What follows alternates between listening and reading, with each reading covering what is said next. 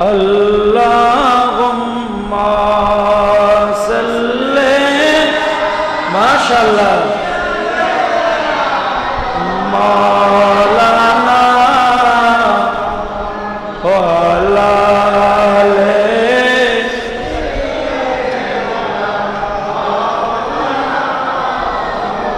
ইচ্ছা করলে প্রাণের নবী তাকতে পারতেন আরশে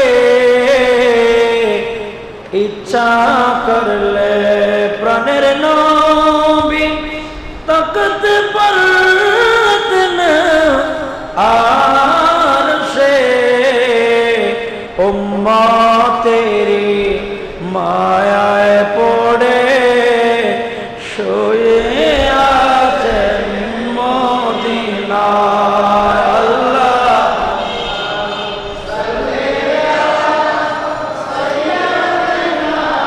মাওলানা ওয়ালা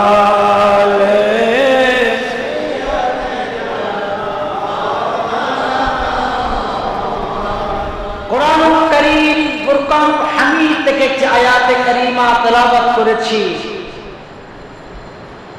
আল্লাহ বলেন ওয়ামান আ'রাদা আন যিকরি ফাইন্না লাহু মাঈশাতান দানকা, যে সমস্ত কারণগুলোর কারণে বান্দা আল্লাহর জিকির থেকে গাফেল হয়েছে। আমার কথা কি আপনাদের কষ্ট হচ্ছে বুঝতে?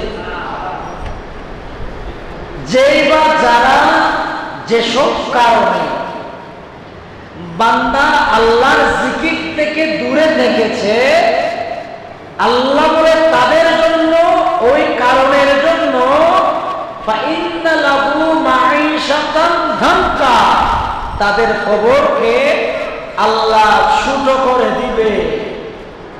তাদের কবরকে কি করে দিবে? সংকীর্ণ করে দিবে, ছোট করে দিবে। মানুষের কবরটা এমনি ছোট, তাই না? এমনি মানুষ কবরে যায় ছোট্ট একটি জায়গায়, সেখান থেকেও যদি কবরটাকে আরো বেশি ছোট করা হয়, সেখানে মানুষের অবস্থা ভালো হবে না খারাপ হবে? অবস্থায় ভালো না খারাপ? এ নবীর গোলাম আমার আল্লাহ বলেন ওয়ামান আ'রাদা আন যিকরি ফাইন্না লাহু মাঈশাতান দানকা।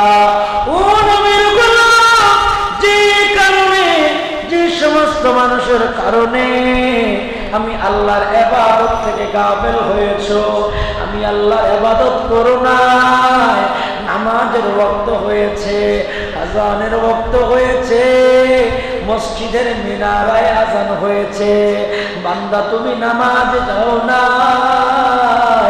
ও বান্দা তুমি দোকানের কাজে ব্যস্ত ছিলা, ও বান্দা তুমি নামাজে যাও না, আল্লাহর ইবাদত করো না। আমার আল্লাহ বলে তুমি যখন কবরে যাবা, তোমার কবরটাকে সংকীর্ণ করে দেওয়া হবে। জোরে সুরে বলুন না নাউযুবিল্লাহ। তাহলে আল্লাহর হুকুম পালন করা দরকার আছে না নাই? আমার ভাইরা, এরপরের আয়াত আমার আল্লাহ কালামে মাজিদের মধ্যে বলেন ইন্নাকা মাইয়িতুন ওয়া ইন্নাহুম মাইয়িতুন। উচ্চ আওয়াজে বলুন না, আরো জোরে বলুন।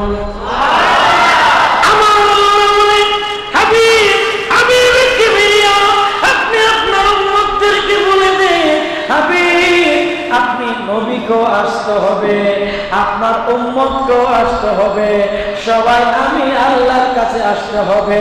সেজন্য আল্লাহ বলে কুল্লু নাফসিন যায়িকাতুল মউত। উচ্চ আওয়াজে বলুন না সুবহানাল্লাহ। কবর আমার আপন, কাফন আমার সাথী, হয়ে কবরে যেতে হবে। কবর আমার কাফন আমার সাথী হয়ে কবরে যেতে হবে, থাকবে না কেউ সাথে, হয়ে কবরে যেতে হবে, থাকবে না কেউ সাথে। গভীর মনোযোগ আমার কুশলগঞ্জের মেয়েরা, মানুষ যখন মারা যায় ওই মানুষকে তাড়াতাড়ি গোসল দেওয়া হয়, গোসল দেওয়ার পরে কাফন দাফন দেওয়া হয়, ঠিক না বেঠে? কাফন দেওয়ার পরে আর দেরি করে না, তাড়াতাড়ি মসজিদের মাটি নিয়ে যাওয়া হয়। মসজিদের মাটি নিয়ে যাওয়ার পরে ইমামের মাধ্যমে জানাজা দেওয়া হয়। জানাজা দেওয়ার পরে ওই মানুষটাকে দেরি করা হয় না, যত পারে তাড়াতাড়ি কবরের ভিতর ঢুকায় দেয়, ঠিক না বেটে? আমি আপনাদের কাছে প্রশ্ন করতে চাই, এই দুনিয়ার জন্য এত কিছু করলেন, বাড়ি করলেন, চাকরি বাকরি করলেন, কোটি টাকার মালিক করলেন, কিন্তু আপনি যখন দুনিয়ার জমিন থেকে চলে যাবেন, আপনাকে দুনিয়াতে আর রাখবে না, আপনাকে তাড়াতাড়ি কবরের বাসিন্দা করবে, ঠিক না বেটে? একটা কথা জেনে রাখা দরকার, ওই কবরে কেউ সাথী হবে না, সাথী বলতে কাউকে পাবেন না। যাকে সাথী পাবে তিনি হলে আমার আপনার আকা, তাজদারে মদিনা, উম্মতের কান্দারে নবী, শাফাত ওয়ালা নবী, সুরুকুল মসিনা, হায়াতুন নবী, জিন্দা নবী, নূরের নবী, কামলি ওয়ালা নবী, ঠিক না বেঠে? এবার বলুন, ওই নবীর মহাব্বত আমরা চাই কিনা? আওয়াজ দিয়া বলেন, চাই কিনা? আল্লাহ বলে, বান্দা বেশি বেশি আল্লাহর জিকির করো। আমি আল্লাহর জিকির করো, আমি আল্লাহর জিকিরের মাধ্যমে নবীও মিলে যাবে, আমি আল্লাহর জিকিরের মাধ্যমে জান্নাত মিলে যাবে, আমি আল্লাহর জিকিরের মাধ্যমে কবরে শান্তি মিলে যাবে।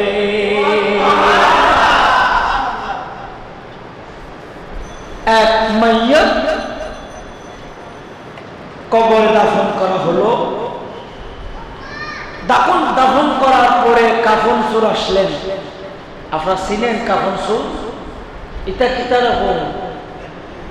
মানুষ যখন মারা যায়, কি মানুষের জানাজার নামাজ পড়ায় যখন কবরের ভিতর ঢুকায়া দেয়, মানুষ যখন ঘরে চলিয়া যায়, কি কবরের ভিতরে মুর্দা আছে না নাই? আওয়াজ দিয়া বলেন না, আছে না নাই? এখন যদিও বা কম, আর মুরব্বী বালিশ আপনারা জানিব, আগোয়া কাফন চোর আছিল না হাফন চোর? মানুষ যখন মারা যায়, রাত যখন 2টা-3টা হয়, সবাই ঘুমিয়ে যায়। কাফন চোর কবরে যাইয়া কবরের এক কোণা দিয়া খনন করে ওই কাফনটা দিয়া এমন একটা কর দিয়া টান দেয়, যে কর দিয়া টান দিলে কাফনটা অটোমেটিকলি তার কাছে চলে আসে। এমন একজন কাফন চোর একজন মহিলার কবরে গেলেন। কার কবরে? মহিলার কবরে যায় কাফন যখন টান দেবে, মহিলা কবরের ভিতরে দিয়া ঢাকে দেয়, ও কাফন চোর, তুই তো আমার জানাজায় এসেছিলি, আর আমার জানাজায় আসার কারণে আল্লাহ তোর জীবনের গুনাহ মাফ করে দিয়েছে। এই কাফন চোর, তুই কেমন কাজ করেছিস? তুই 40 বছর কাফন চোর করেছিলি। তুই যখন আমার জানাজায় এসেছিলি, আমি আল্লাহর কাছে দোয়া করেছিলাম, আল্লাহ এই কাফন চোরাইয়ার জীবনের গুনাহ আপনি মাফ করে দেন। কাফন হওয়ার পরও তারা বুঝি দোয়া করতে পারে, সুবহানাল্লাহ বলে। আরো আবার মহিলা ডাকে দেয় কবরের উপর থেকে না ভিতর থেকে? কথা কই না? কবরের ভিতর থেকে ডাক দেয়, এই বেটা আমার কাপড় দিয়ে তান্দরের দেশ কিতার লাগে, আমার কারণে তো তুই দামি হইলি, আমার কারণে তো তোর গুনাহ মাফ হইল, আর তুই বুঝি আমার কাপড়টা তোর টানলে। এই আওয়াজ যখন শুনছে একটা দৌড়তেছে কবরস্থানের বাইরে চলে গেছে। কই কি রে, এটা বুঝি মারা গেছে, আমার কথা কই কেমনে? এই মাত্র আমরা জানাজা বসছি, এখন আমার কথা কয়। 8 ঘন্টা পরে আবার আসে, কতক্ষণ পরে? 8 ঘন্টা পরে আবার এসে আবার একটু চেষ্টা করিয়ে দেখি, মনে হয় এখন মরি গেছে কি। আবার যখন টান দিছে আবার কাপড় টান দিস না, আমার কবরে রাহমাতাল লিল আলামিন। এবারও দৌড়ে চলে গেছে। তৃতীয়বারে যখন আসলে কাফন ধরে টান দেবার জন্য, ওই কাফন সুর যখন কাফন ধরে টান দিলেন, মহিলা ডাক দিয়া কয়, ও কাফন সুর শোন, এটা তৃতীয়বার, এইবারে তোর হয়তো বা ইমান নেওয়া যাবে, নয়তো বা বেঈমান হইয়া যাবি। এবার তুই কাফন সুরাইয়ার হাত ধরে নিলেন। মহিলা হাতটা ধরে কয়, ও কাফন সুর বল, এখন কি ইমান নেওয়া যাবি না বেঈমান হইয়া যাবি? কাফন সুর হাওয়া করে কান্দে আর বলে, মহিলারা আর জীবন কোনোদিন কাফন চুরি করব না, আজ থেকে আমি ইমানদার হইয়া যাব। কবরের ভিতর থেকে আল্লাহর বান্দারা কথা কইতে পারে, সুবহানাল্লাহ কইবে না? আরেকটা কবরে শোনা যায়, ইয়াসিন ওয়াল কুরআনিল হাকীম ইন্নাকা লামিনাল মুরসালিন আলা সিরাতিন মুস্তাকিম। কবরের পাশ দিয়া যখন যায়, কবরের ভিতর থেকে সূরা ইয়াসিনের তেলাওয়াত শোনা যায়। এটা তো কবর, এখানে সূরা ইয়াসিন কে তেলাওয়াত করছে। তখন চিন্তা করে দেখা যায়, ইনি এমন একজন ব্যক্তি, দুনিয়াতে তার বেশি বেশি সূরা ইয়াসিন পড়তো। আল্লাহ বলে, বান্দা দুনিয়াতে তার বেশি তুই সূরা ইয়াসিন পছন্দ করতে, কবরে যাওয়ার পরে আমি আল্লাহ হুকুম দিলাম কবরের ভিতরেও তুই ইয়াসিন পড়তে পারবি, আর দুনিয়ার মানুষ শুনে শুনে বেঈমান ইমানদার হইয়া যাবে। আল্লাহুম্মা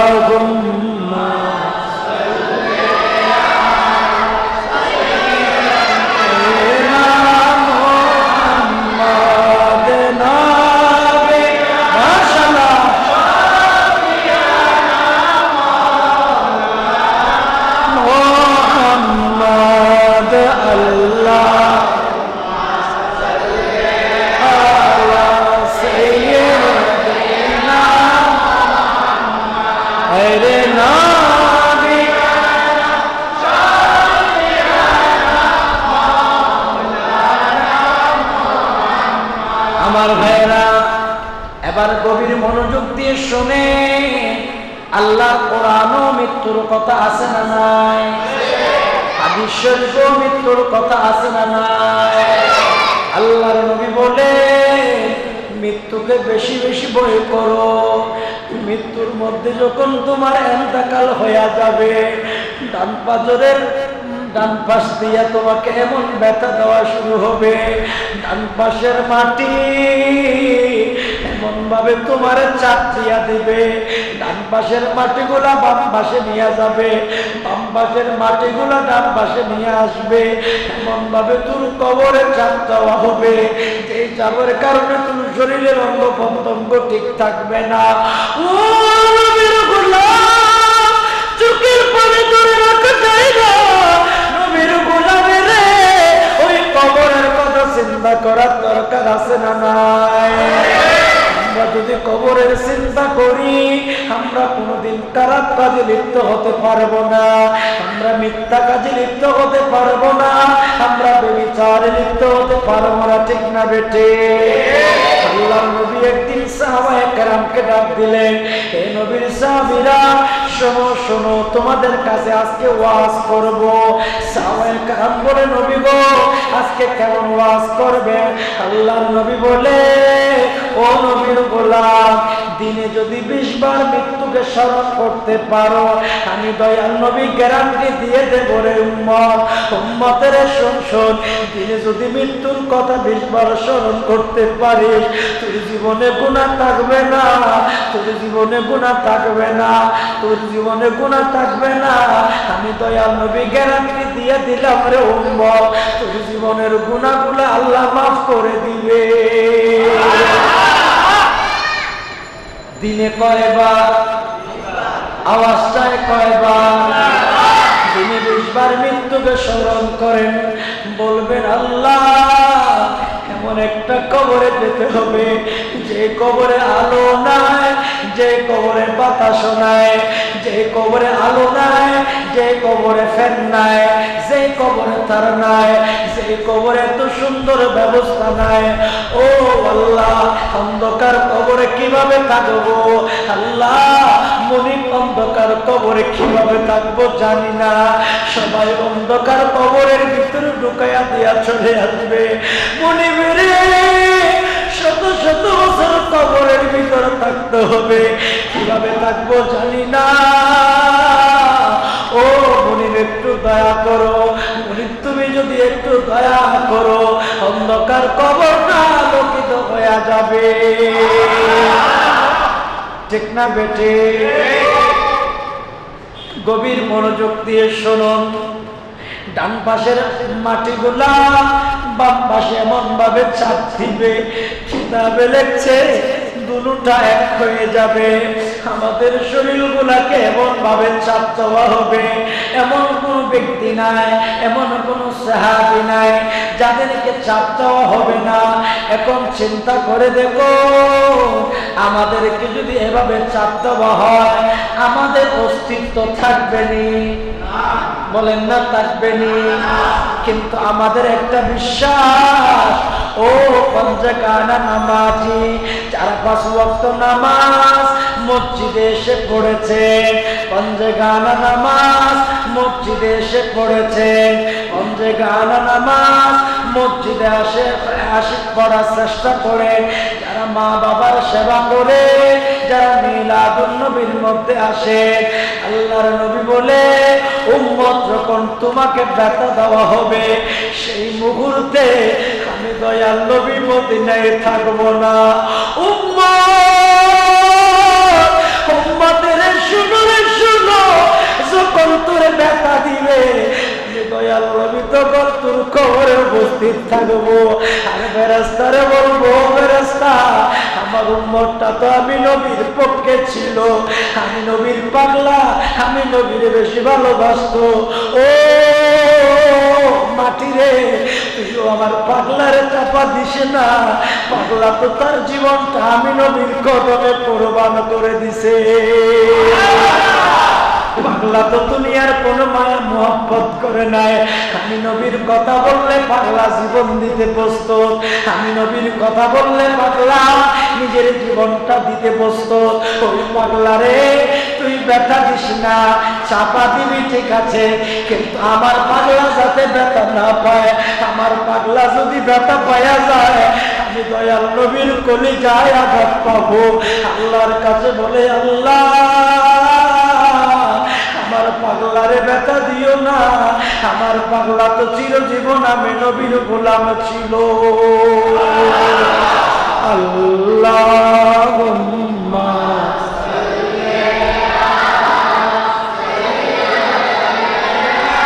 মুহাম্মাদ নাবিয়্যিনা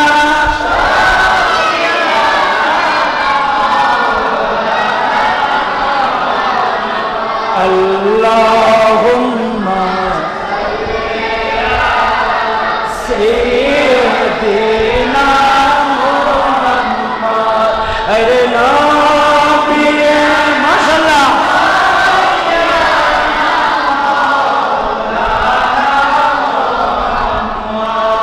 আল্লাহ তুমি দয়া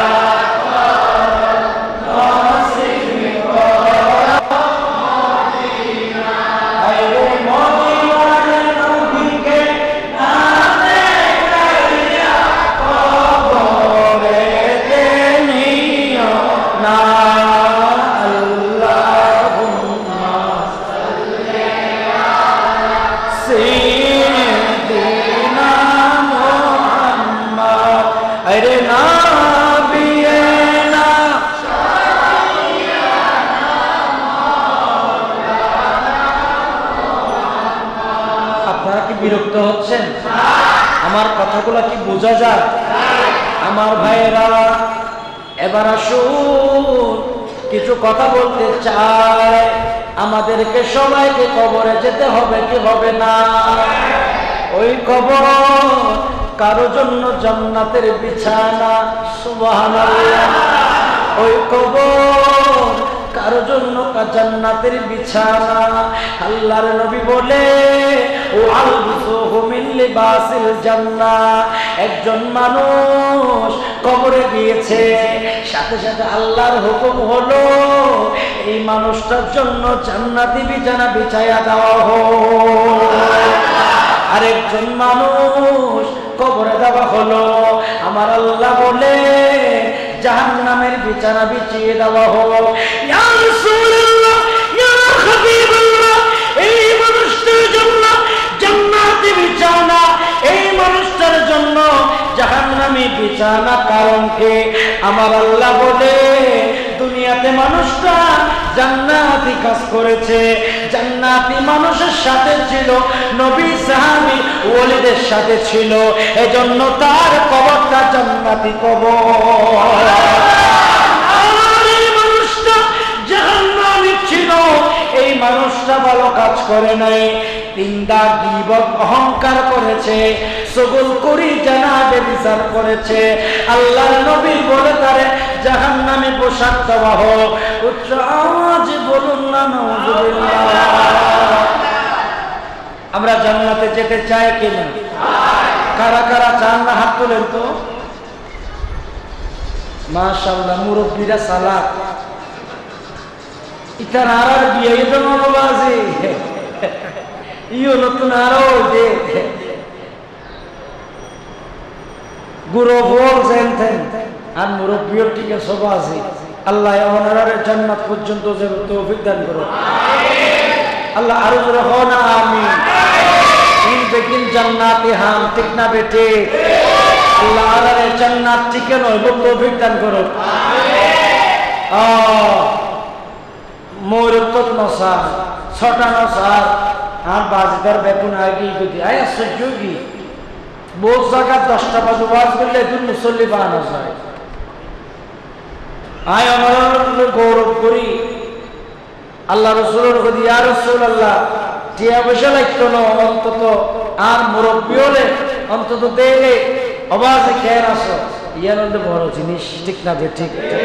আল্লাহ সুযোগ পাইলে যাবে তৌফিক দান করো, আমিন। হক তো আমি যাবে কত না তাই বাদে সালাতুনিয়া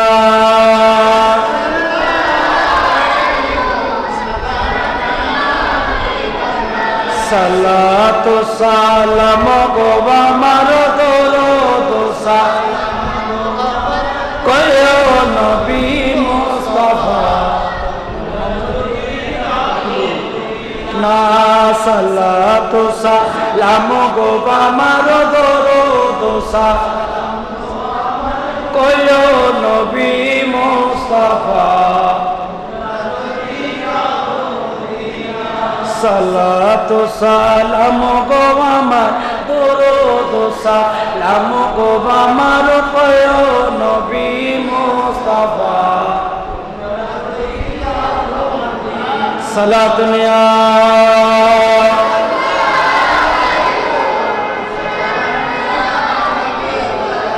গভীর মনোযোগ মানুষ যখন মারা যায়, যায় কি যায় না? সমাজে মানুষ মারা যায় না? একজন মানুষ যখন মারা যায় আমাদের কিছু দায়িত্ব থাকে। সর্বপ্রথম দায়িত্ব হলো আল্লাহর নবী বলে ওই মানুষটার চেহারাকে কিবলামুখী করে দাও। 2 নম্বর দায়িত্ব হলো ওই মানুষকে উত্তর দক্ষিণ করে শোয়াইয়া দাও। 3 নম্বর দায়িত্ব হলো ওই মানুষের হাত পা সোজা আছে কিনা দেখো।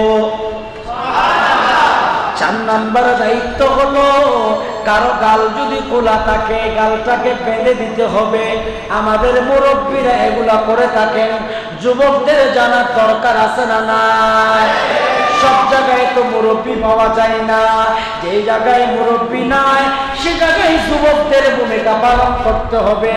মানুষ যখন মারা যায় উত্তর দক্ষিণ করে শোয়াতে হবে, মানুষের চেহারা কিবলামুখী করে দিতে হবে, হাত পা গোলা সোজা করে দিতে হবে, মুখ যদি খোলা থাকে মুখ বন্ধ করে দিতে হবে।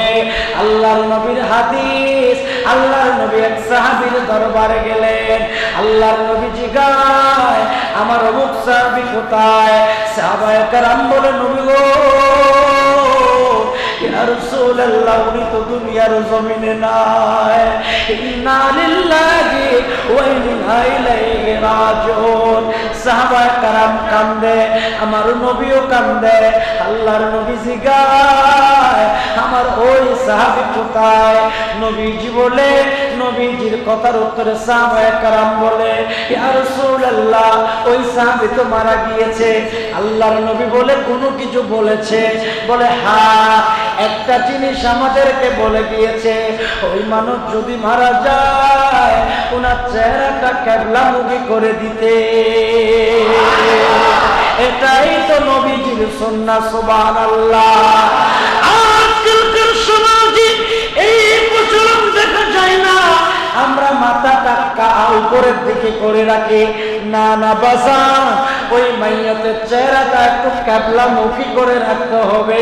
জোরে সুরে বলুন না সুবহানাল্লাহ। আরেক সাহাবীর ঘরে গেলেন, আল্লাহর নবী যখন গেলেন, যাওয়ার পরে দেখা যায় আমার নবী দেখলেন সাহাবী ইন্তেকাল করলো। ইন্না লিল্লাহি ওয়া ইন্না ইলাইহি রাজিউন। ওই সাহাবী মারা গেলেন। মারা যাওয়ার পরে আমার দয়ার নবী বলে, চেহারাটা দেখাও। বাচ্চাগুলো ডিস্টার্ব করতেছে। আল্লাহর নবী বলেন, চেহারাটা দেখাও। যখন চেহারা দেখালে, ও নবীর গোলাম, যদিও বা মারা গেছে চেহারা দেখা যায় চোখগুলা খোলা। চোখগুলা আওয়াজ দিয়ে বলেন না, চোখগুলা চোখগুলা খোলা। আমার নবীজি বলে, শোনো ও নবীর যুবক, এ নবীর উম্মত, কোন মানুষ যখন মারা যাবে তোমাদের দায়িত্ব হলো, যদিও বা তোমরা ঘরের মানুষ অথবা বাহিরের মানুষ, তোমাদের দায়িত্ব হবে, ইমাম সাহেব হও, খতিব সাহেব হও, দায়িত্ব হলো চোখটা তোমরা একটা চোখের লোগার একটা চোখ লাগাইয়া দিবা। এই কাজগুলা করতে পারবেন তো ইনশাআল্লাহ? সমাজ পরিবর্তন করার দরকার আছে না নাই? আমার নবীর উম্মতেরা মানুষ যখন মারা যায় আল্লাহর নবী বলে বেশি বেশি সূরা ইয়াসিন পড়তে হবে। এ নবীর গোলাম, সূরা ইয়াসিন যখন মাইয়াতের পাশে পড়ানো হবে মাইয়াতের গুনাহগুলো আল্লাহ মাফ করে দিবে। এ নবীর গোলাম, মাইয়াতের পাশে বেশি বেশি সূরা ইয়াসিন পড়তে থাকো, বেশি বেশি সূরা ইয়াসিন পড়তে থাকো, বেশি বেশি কাঁদো না, বেশি বেশি সূরা ইয়াসিন পড়ো। মানুষ মারা গেলে কি করবেন? আওয়াজ দিয়া বলেন, কি করবেন? এবার আসেন আমার ভাইয়েরা, ওই মাইয়তকে জানাজা দিতে হবে, মাইয়তকে গোসল দিতে হবে কি হবে না? আওয়াজ চাই হবে কি হবে না? গোসল দিতে হলে এমন একটা জায়গায় নিয়ে যেতে হবে, বড়ই পাতা 3টা 3টা নিবেন, 5টা নিবেন, অথবা 7টা নিবেন, অথবা বেশি করে নিবেন।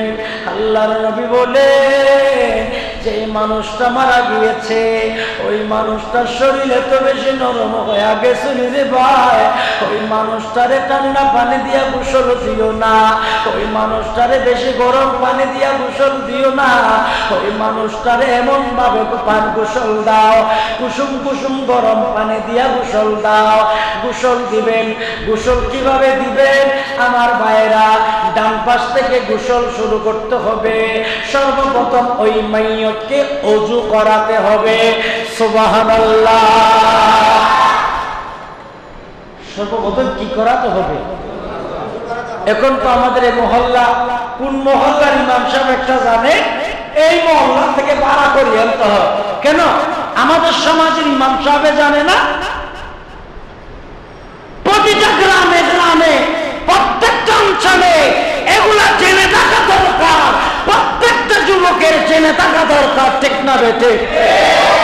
না জানলে তো দুর্গতি হবে।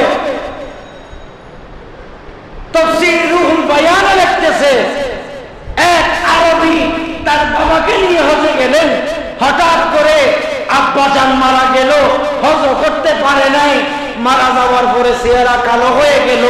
হঠাৎ করে চিন্তা করলেন আমি কিভাবে জানাজা দেব সেটাও জানি না, গোসল কিভাবে দেব সেটাও জানি না। বাচ্চা জানোস না তুই? আজিয়া যদি ভুয়া যাইতো তাহলে ভুয়া গোসল দিস পারতো না, না পারতো?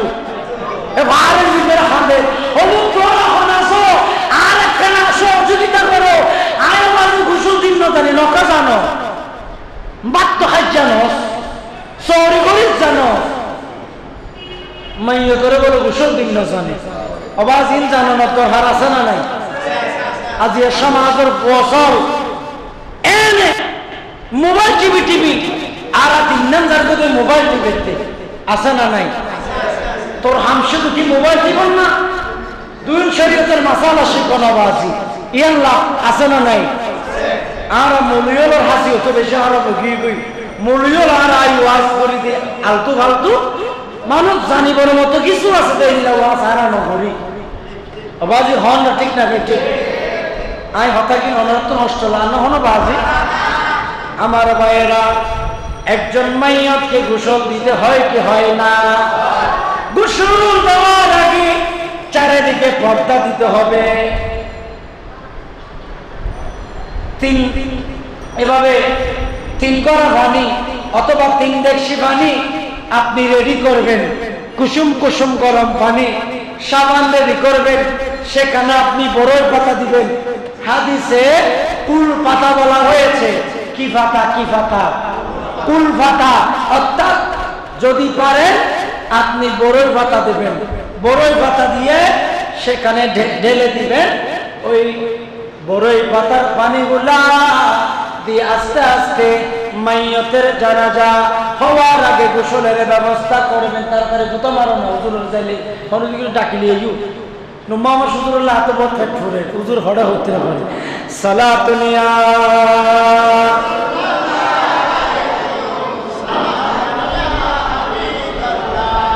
আমার ভাইয়েরা, আপনারা কি অস্থির হচ্ছেন? বিরক্ত হচ্ছেন? আমার ভাইয়েরা, এখন গোসল করতে নিয়ে যাবেন, শুরু করবেন ডান পাশ দিয়া।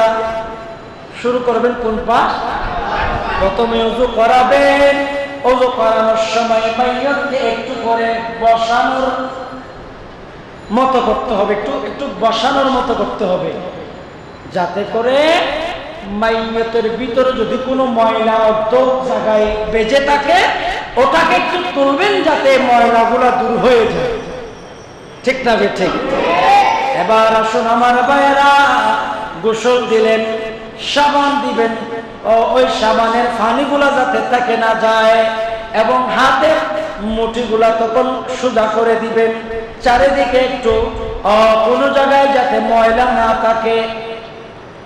আমাদের সমাজে এখন তো ওটু যেগুলো ওযু মাইয়তের গোসল করা, এগুলো ওটু আন্তরিকতা নাই যে। আমি আমার শ্বশুরের, যখন শ্বশুর মারা গেছে তখন আমি সেখানে ছিলাম গোসল দেওয়ার সময়। তো ওখানকার কিছু লোক ছিল তাড়াহুড়া করতেছে। আমি এত তাড়াহুড়া কিসে? একজন মাইয়ত মারা গেছে, ওনাকে কি আমরা এতটুকু সময় দিতে পারবো না? ওনার যাওয়ার বেলাটা আমরা একটু ভালোভাবে ওনার যাওয়াটা আমরা প্রেজেন্টেশন করতে পারবো না? এগুলো দরকার আছে না? গোসল করাবেন, উলঙ্গ করবেন না। মাইয়তকে উলঙ্গ করা হাদিসে নিষেধ, মানে উপর একটা কাপড় অলরেডি রাখতে হবে। আপনি উলঙ্গ নিচের কাপড় যেগুলো আগে পরা ছিল এগুলো তো খুলে ফেলবেন। মাইয়তকে গোসল করার সময় কোনোভাবে মাইয়তকে উলঙ্গ করা যাবে না। খুব সতর্কতার সহিত পানি রাখতে হবে, সতর্কতার সহিত তাকে 3 বার করে করে সমস্ত জায়গা ধৌত করতে হবে। একটু জোরে বলুন না আমার ভাইয়েরা। এইভাবে গোসল দিবেন। গোসল দেওয়ার পরে একটা কাপড় দিয়ে যদি পারেন সেখানে কাফনের কাপড়ও রেডি করবেন। যদি না পারে পরিষ্কার একটি কাপড় দিয়ে মাইয়তকে ঘরের ভিতরে নিয়ে যাবেন অথবা কাটিয়ার উপরে নিয়ে যাবেন। চারিদিকে ঘেরাও দিবেন, কোনো মানুষ আসতে পারবে না। এবার 3টা কাপড় নিবে মুসলমানের ছেলেদের জন্য। 3টা কাপড়। কয়টা? আওয়াজ চায় কয়টা? 3টা কাপড়। একটা কাপড়ের নিচে থাকবে, আর একটা এর উপরে থাকবে, এরপরে কামিজ থাকবে। আমার ভাইরা একটা এই পাশে থাকবে আর একটা এই পাশে থাকবে, মাঝখানে কামিজ পরা থাকবে। এবার আসুন আমার ভাইরা, যদি না জানেন ইমামের সহযোগিতা নেবেন। যুবকদের কি বলবো, এগুলা গবেষণা করো। শুধু ইমাম সাহেব জানবে তা নয়, আমাদেরও জানার অধিকার আছে না নাই? আমার বাপের কাফন আমরা পরাবো, ইমাম সাহেব বলার কে? আমার বাপের কাফন দাফনের মধ্যে আমরা থাকবো, ইমাম সাহেব আমাদের সাথে থাকবে, ঠিক না বেটে? তখন আপনি নিশ্চিত হয়ে যাবেন, আপনি নিশ্চিত হবেন আপনার আব্বার কাফন দাফনটা ঠিক মতো হচ্ছে, ঠিক না বেটে? যদি আপনি না জানেন আপনারে ধোঁকা দিয়ে যাবে। যদি আপনি এগুলো জানেন তখন আপনাকে ধোঁকা দেওয়ার কোনো সুযোগ, তখন আপনি অক্ষর অক্ষরে বুঝতে পারবেন এটা ঠিক মতো হচ্ছে কিনা, এরা ঠিক মতো করতেছে কিনা, না দৌড়াদৌড়ি করতেছে। আল্লাহ বোঝার তৌফিক দান করুন। আরো জোরে বলেন না আমিন। আমার ভাইয়েরা, এরপরে কাফনও পরালেন। কি পরালেন? আরো জোরে বলেন না। কাফন পরালেন। কাফন পরে আমার ভাইয়েরা, কারো যদি মন চায় আহাদনামা লিখে দিতে, এটাও হাদিসে আছে। কোন মোল্লা যদি অস্বীকার করে, আমি তার সাথে চ্যালেঞ্জ করব, আমি তার সাথে চ্যালেঞ্জ করব। আমরা তাদেরকে বলবো আহাদনামার কথা হাদিসে আছে, কেউ যদি দিতে চাও আহাদনামা লিখে দিবে। জিভার মধ্যে আহাদনামা লেখা আছে, আরবি যদি না জানেন আমাদের থেকে লিখে নেবেন, তারপর আহাদনামা দেবেন। আচ্ছা, একটা আহাদনামার কারণে যদি আমার বাবার উপকার হয়, এই আমলটা আমি সন্তান হিসেবে করতে পারি কি পারি না? আশ্চর্য, আমি আমার আশ্চর্য লাগে। অনেকে বলে না এগুলো কোথাও নাই। আস্থা দেখো কোথাকা আছে না, এগুলো দেখার তোর কি দরকার? তুই কি মলই না তলই? তুই মলইও না তলইও না, তোর কি ভাই? তুমি কোরআন বুঝো না, হাদিস বুঝো না, আর ফতোয়া দিচ্ছ আহাদনামা কোরআনে নাই, হাদিসে নাই। আমরা আলেম, আমরা বুঝি আহাদনামার কথা কোরআন হাদিসে আছে। এজন্য পারলে মা বাবার সিনার মধ্যে একটা আহাদনামা লিখে দেবেন। যদি বলুন সুবহানাল্লাহ। যদিও বা লেখার সুযোগ না হয়, অন্তত জানাজার মাঠে আমাদেরকে বলবেন হুজুর আমার আব্বার বুকের মধ্যে একটু আহাদনামাটা লিখে দেন, তখন আমরা সুরমা দিয়ে হলে লিখে দেন। সুবহানাল্লাহ। এবার আসেন, কাফনের কাপড় পরাইছেন, কথা বলেন, বলেন না? কাফনের কাপড় পরাইলাম, এখন মুর্দা রেডি কিনা? এবার আসুন আমার যুবক, আমার গোসলডাঙ্গার ভাইয়েরা, নবীজি বলে আল্লাহর নবী ইন্তেকালের আগ মুহূর্ত পর্যন্ত কোনোদিন গরু থেকে মাইয়তের আগে বের হয় নাই। সুবহানাল্লাহ। মাইয়ত নিয়ে যাওয়ার সময় আরেকটা সুন্নাত হলো, যে সমস্ত সাহাবায়ে কেরাম ছিলেন, নবীর সমস্ত সাহাবায়ে কেরাম সহ আল্লাহর নবীর আদর্শ থেকে বোঝা যায়, আদর্শ থেকে শিক্ষা পাওয়া যায়। আমার নবী জীবনে তোমরা মাইয়তের আগে যাইও না, মাইয়তের পিছে পিছে যাবে। ঘর থেকে মাইয়তের পিছে পিছে গেলে তোমরা সকল সওয়াব পেয়ে যাবে। সুবহানাল্লাহ।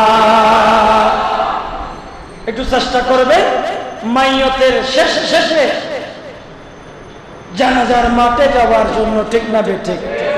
আরে যারা বলেন না ঠিক না বেঠে, তাহলে এটা একটা সুন্নত।